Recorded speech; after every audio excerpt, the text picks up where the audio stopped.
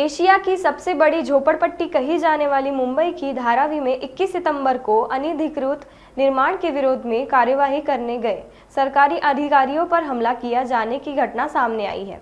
इस घटना के विरोध में बीजेपी नेता किरीट सौम्या ने आक्रामक रुख अपनाया है।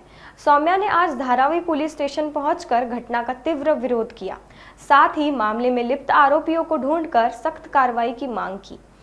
साथ ही मीडिया से बात करते हुए सौम्या ने वर्षा गायकवाड़ और उद्धव ठाकरे पर वोट जिहाद शुरू करने का आरोप लगाते हुए इस बारे में उत्तर देने की मांग की। पण मास्टर माइंड कारण अशी गोष्ट आहे, मार्च 2023 मध्ये हे शेजारी 1000 फूट 40 फूट उंचीचं बांधकाम अधिकृत मस्जिद सुहानी मस्जिदच्या बाजूला उभारण्यात आलं। तक्रार मार्च 2021 मध्ये 2023 मध्ये या बांधकामात म्हणजे छोटी मस्जिद के बगल में बड़ी मस्जिद असं हे नाव देणाराच मास्टर माइंड आहे। आणि ह्याच्या विरोधात ज्यावेळी महापालिकेने कारवाई सुरू केली तर खालच्या न्यायालयात वरच्या न्यायालयात गेले। म्हणजे वर्षा गायकवाड असो की उद्धव ठाकरे असो, त्यांना व्यवस्थित माहित होतं की ही मस्जिद नाही आहे, हे अनधिकृत बांधकाम आहे।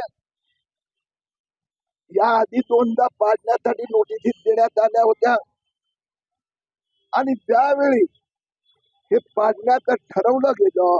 हे लेटर वर्षा गायकवाड, संजय राऊत, उद्धव ठाकरे, राहुल गांधी यांनी उत्तर द्यावं।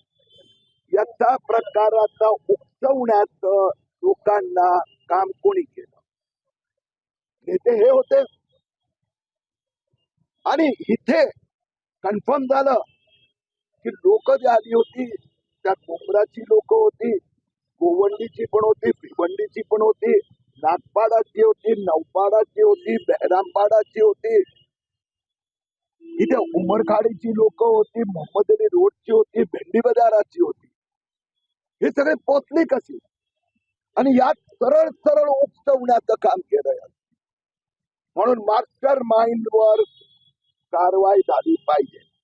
6 लोकांना अटक झाली आहे, ज्यांनी सरकारी कर्मचाऱ्यांवर हमले केले, तोडफोड केली।